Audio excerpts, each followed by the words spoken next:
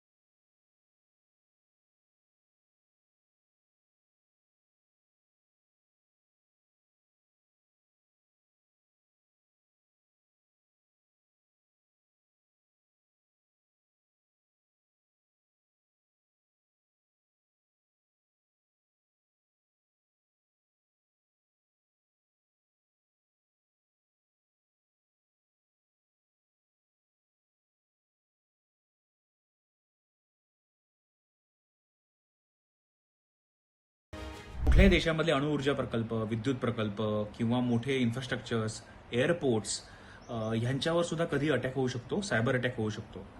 आणि या सर्वांसाठी किती किती लोकांना तुम्ही पकडणार. म्हणजे जर फिजिकल अटॅक झाला तर आपल्याला त्या माणसाला पकडता येतं, पण सायबर अटॅक हा जगभरातनं कुठूनही, म्हणजे तुम्ही रशियात बसले असाल, तुम्ही इराणमध्ये बसले असाल, तुम्ही जगभरातून कुठेही भारतावर करू शकता, पाकिस्तानवर करू शकता. आणि त्याच्यामुळे हे नवीन जे वॉरफेअर आहे ते खूपच वेगळ्या प्रकारे चालतं.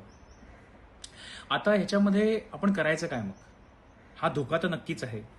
तर मी नेहमी सांगतो की आपण एआयने दिलेले कुठले आउटपुट हे पहिले तपासून पहा. हे आपल्या पर्सनल आयुष्यामध्ये व्हॉट्सॲपवर, इंस्टाग्रामवर, फेसबुकवर उगाच काहीतरी फोटो आला, व्हिडिओ आला, त्याच्यावर विश्वास ठेवून त्याच्यावर प्रतिक्रिया देणं, हे जोपर्यंत तो व्हिडिओ किंवा फोटो खरा आहे की नाही हे समजून तुम्ही घेत नाही तोपर्यंत करू नका. दुसऱ्याला फॉरवर्ड करू नका. दुसरं म्हणजे स्वतःची वैयक्तिक माहिती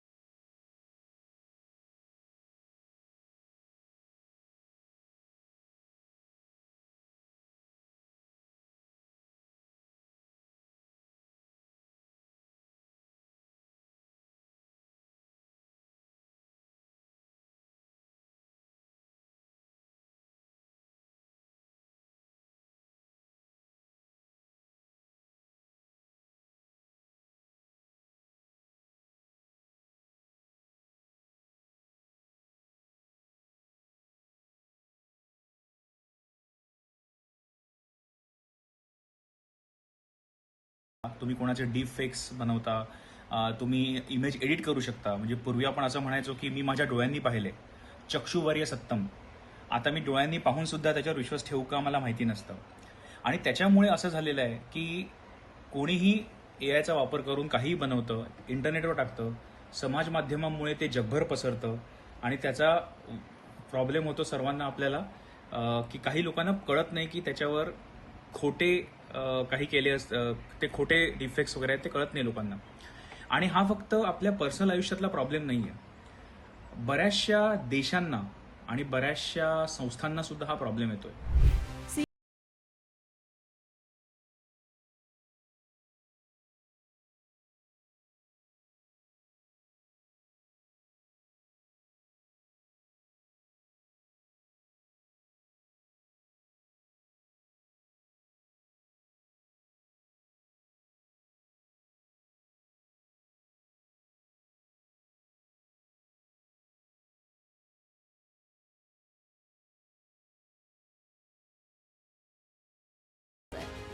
हा सायबर वॉरफेअरचा खतरा लक्षात घेताच आता 21व्या शतकामध्ये आपल्याला सुद्धा मजबूत होण्याची गरज आहे आणि त्या अनुषंगानं CERTIN म्हणजेच कम्प्युटर इमर्जन्सी रिस्पॉन्स टीमला आणखीन मजबूत करण्याची गरज निर्माण झालेली आहे.